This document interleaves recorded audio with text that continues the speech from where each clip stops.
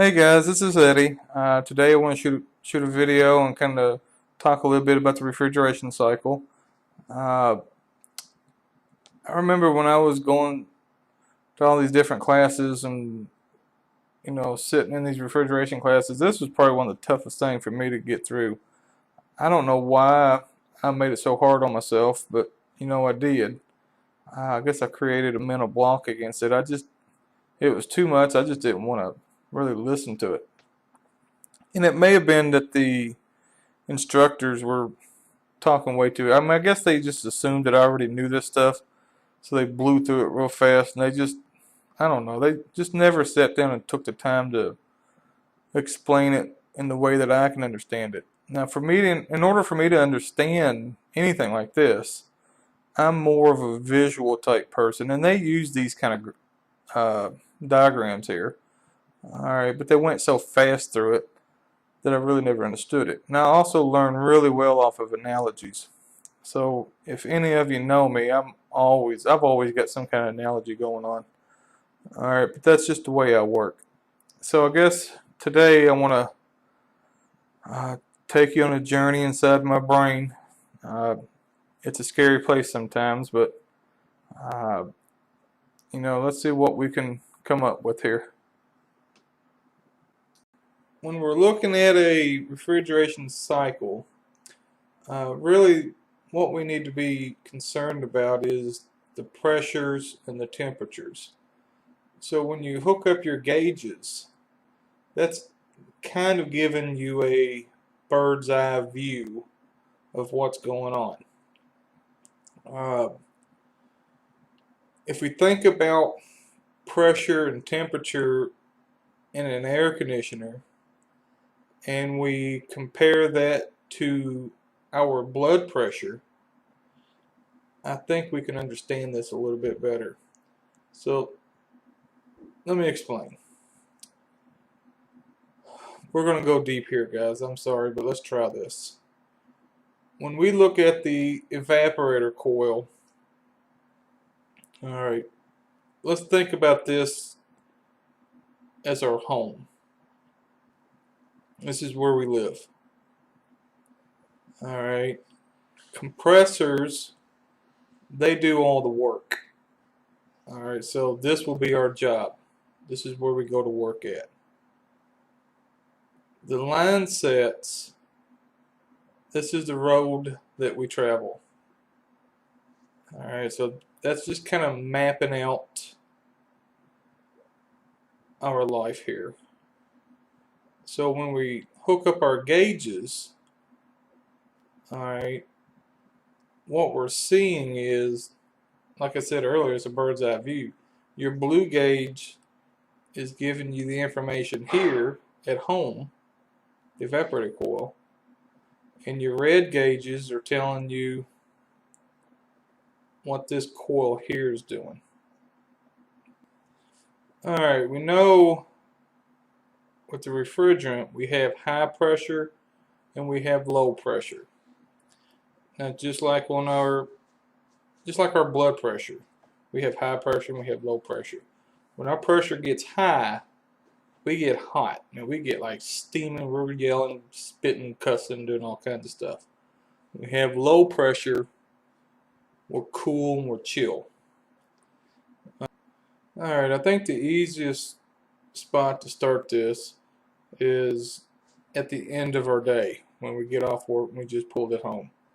So the TXV valve is going to be the door into the house. Alright, so we get home, pull in the driveway, see the door, we walk in, and if you're anything like me, when I walk into my house, it's like an instant relief. I would say a fresh breath of air, but that may sound a little weird. But when I walk in the door, just like most of the stress kind of goes away. And you're still kind of mad. You're still kind of not really mad, but just aggravated throughout because you just had a long day of work. All right, so you eat your dinner, you take a shower, and you start to chill out. Then right before bedtime, you're starting to chill. You're pretty good. You hit the bed and like go to sleep. You really start chilling out. All right, this is my my pressures. This is my blood pressure is real low right now. All right. Um, when you're talking, you're not spitting or anything. You're just having a casual conversation. You get up in the morning, hang with your family, whatever. Get in the car, turn on your radio. You're driving to work now. You're just singing your songs, whatever you do going to work. Who knows? But it's all cool. You're not upset at all. All right, and you get to work over here. All right. Now, if you work like normal people, you work 8 hours a day. So you're in here, you're doing a little 8 hour gig. If you're like me, you work 12, 14 hours a day, whatever. All right. You do your job. End of the day comes around. Now you're kind of stressed out because you just worked all day.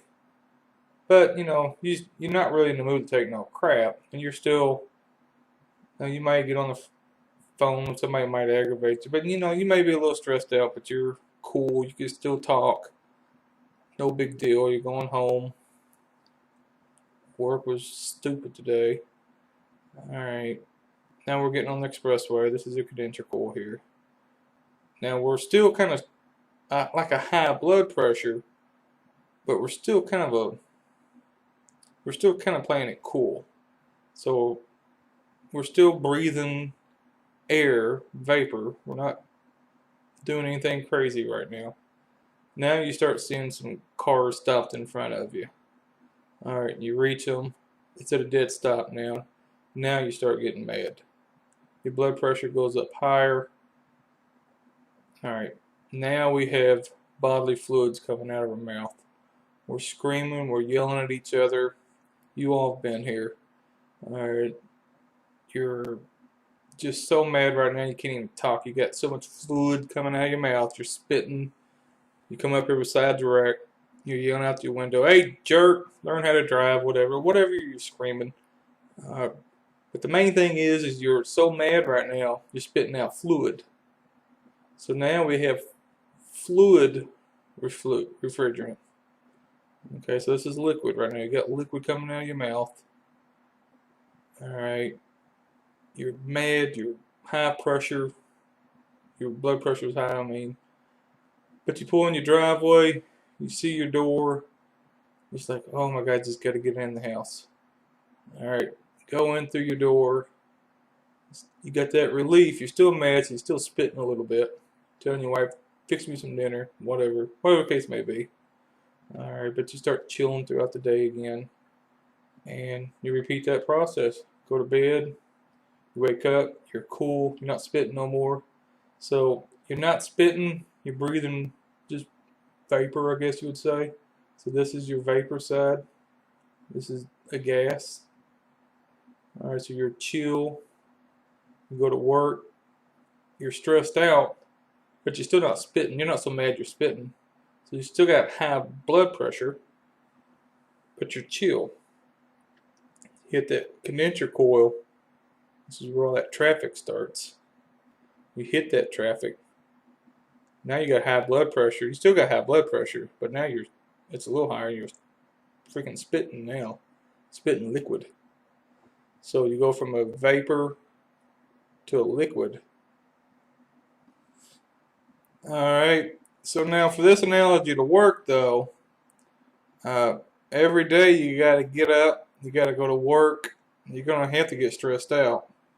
Alright, and you're gonna have to see a wreck. You gotta see a wreck every day. You gotta see something that's gonna make you spit every day.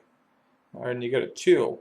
So if you went to work and you never saw a wreck and you just stayed that chill all the way back, we never convert to liquid spitting.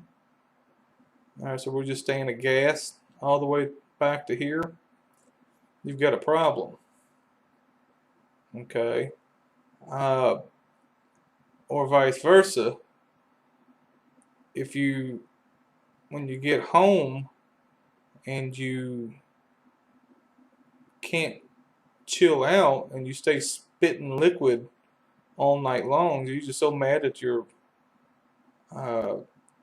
just spitting and you're doing it all the way back to work again, you might need some Xanax or something. I don't know. There's something wrong.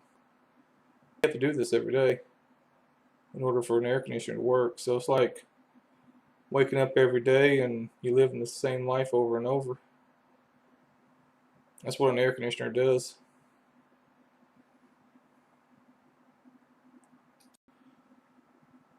Alright, so if you look at how refrigerant changes states throughout the cycle, that's the best way I can explain it. Now, as far as temperatures go, you have a high pressure liquid. It's a hot liquid refrigerant going into your TXV or your piston.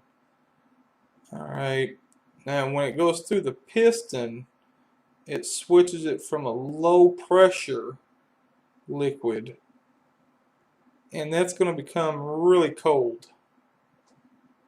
Alright, so when it hits that coil, and we're going to be just a few degrees above freezing. So what it's going to do, the evaporator coil is basically like a big heat sink. Alright, so this cold refrigerant is going to go in there. It's going to make this bottom part of this coil really cold. And as it travels through there, we've got a fan that's blowing. Now this fan's going to have hot air. And that hot air blowing on this cold coil, this refrigerant is going to grab that heat. So as it starts going through this coil, it's going to get heated up. Alright, and once it gets heated up to a certain point, that liquid's going to start changing to a vapor. Alright, and it's still going to try to grab up as much heat as it can. Alright, and once it grabs up all the heat that it can grab, then it's going to go back to the compressor. The compressor is going to do its job. I mean, basically it compresses that low pressure gas into a high pressure gas. Now, when it does it to a high pressure gas, now it's going to get really hot. Alright, so the refrigerant coming out of here is going to be really, really hot. So the line from the bottom of your compressor to your coil, don't touch that line. It's hot. Now, when it goes through this circuit, you've got another fan. The air outside is going to be cooler than this refrigerant. Alright, so as this hot gas starts going through this heat sink, we've got this cooler air blowing across it, and it's going to remove some of that heat. Alright, and again, just like it did over here, once you reach a certain point, it's going to go from a gas to a liquid. Alright, that's going to become evident if you put your hand on top of the unit and you feel all that heat coming out. That's the actual heat energy that you're picking up here. So all that heat coming out the top of your air conditioner, that's heat coming out of your house. Alright, but then that liquid just goes right back to the TXV and it just does the circuit all over again. It just keeps doing the same thing. Alright, so from the point of where this refrigerant, it's real cold, goes in through the coil to where it comes out of the coil here, we'll say normally this is going to be 35 degrees cooler than it is in the house. So if it's 70 degrees in your house, it's going to be 45 degrees or 35 degrees. Alright, and when it comes out, it's going to be a much warmer temperature. That temperature difference right there, that's superheat. That's how much this refrigerant had heated up. That's how much heat energy it was able to absorb. Alright, that's your superheat. That's all superheat is. Alright, it's the amount of heat that refrigerant was able to absorb. In a nutshell, that's what it is. Alright, over here, it's the same concept, it's just opposite. Alright, you got a really hot gas now. You know, normally it's going to be somewhere around 20 to 25 degrees hotter than it is outside. This one really depends on the efficiency of your air conditioner. It's not quite like it is in here. It's a little harder to come up with a fixed number because it could be 15 degrees hotter than it is outside, or it could be 25 degrees hotter than it is outside. It really just depends on the efficiency. Alright, so we'll just say you've got a 10 SEER air conditioner. You're probably going to be about, we'll just go 20 degrees hotter. So if it's 80 degrees, this line coming out here is going to be about 100 degrees. Alright, the amount that this refrigerant cools off, I mean, it's really going to depend on how much air we've got blowing through the coils and how clean the coil is. Alright, but if it's super clean and you got a good airflow, alright, it's the amount of heat we can remove. We're going to cool it. Alright, so that becomes subcooled. When you cool refrigerant, at a certain point, it's going to go from a vapor to a liquid. Alright, and basically that's what subcooling is. So over here on the evaporator coil, we're heating the refrigerant because we've got hot air blowing through a cold coil. We're trying to get the heat out of the house. So we're taking that hot air and blowing it through a cold coil. As long as we know what the temperatures are, alright, we can tell how well the system is working. Alright, I've used the subtract 35 degrees from your return air. And you want to measure your return right at the furnace. But you measure your return air grill, return air right at the furnace, and you subtract 35 degrees. That's usually spot on. Alright, and this is your door to your coil box here. If you just take your temperature right here, you strap on your little thermometer and you take your temperature right here, and you just subtract them two, that's your superheat. You don't need to go to your outside unit and hook up gauges to see what superheat is. That pressure right there, if everything's working right, is going to be the same as if that pressure is right here at the unit. You don't need to hook up your gauges. Alright, when I'm doing my preventive maintenances, I'm inside of the coil. I have to get my temperature right here. Guys, I don't hook up my gauges. I don't need to. Alright, as long as everything's working right. Superheat, like I said, is just it's a temperature difference between the in and the outlet. And it's the same thing outside. Now, the only thing I can really suggest with you on the outside is I kept track of different efficiency rated air conditioners. I don't have that list with me. It's out in the van right now. But it gives me a pretty general idea. If it's a 10 SEER, how much I should add to the outdoor unit. I know, like on a 10 SEER, I believe it's 20 degrees. If it's like a 17 SEER, you're only adding like 14, 15 degrees. Some of the 8 SEER units, you could add 25 degrees. So when it gets, the lower the efficient, the more temperature you got to add. The higher the efficient, the least temperature you have to add. So this one's a little bit tougher than this one. But as long as you know about what it should be, most units that work on a 10 SEER, I'm just going to add 20 and I'm good.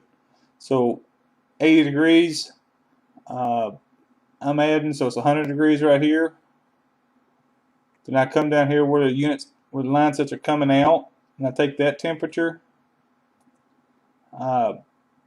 Most times it's going to be right around 10, 15 degrees cooler. So 100, 80, 85 degrees or so.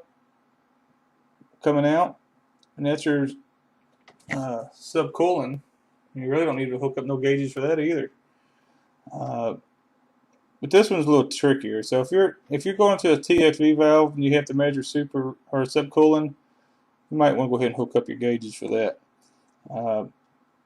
After you've kept notes on several of them, you could get to the point where you really don't need to hook up your gauges. You'll get it down pretty good. The problem with hooking up gauges is every time you screw it onto that service valve, you take chances for a leak right there. Alright, so we want to eliminate the possibility of leaks. Alright, and if you measure your temperature right here, and you've got a temperature pressure chart, PT chart, you know what the pressure is anyway. So you measure your temperature and you get out your pressure temperature chart for whatever refrigerant you're working on. I mean, why do you need gauges? I mean, I don't know. Not when you're doing check and cleans. You don't need them. All right, so I know this is kind of a different video, but like I said, that's the way my brain works. So when I was trying to learn this several years ago, and that was the analogy in a roundabout way that I came up with to make me understand it. I sat and looked at a picture like this, and I just tried to. I just had to try to figure it out, and that's what I come up with. So it probably confused more than half of you, but maybe it made sense to a few of you. And as long as I make one or two people aware of what's going on, that's really my goal anyway. Just get one or two people per video, I'm happy. Alright, so if you didn't pick up anything on this, I'm sorry. If your head hurts, I'm really sorry. Alright, but if you understood the Eddy talk, rock on with it, and I'll see you on the next video. Thanks for watching, guys.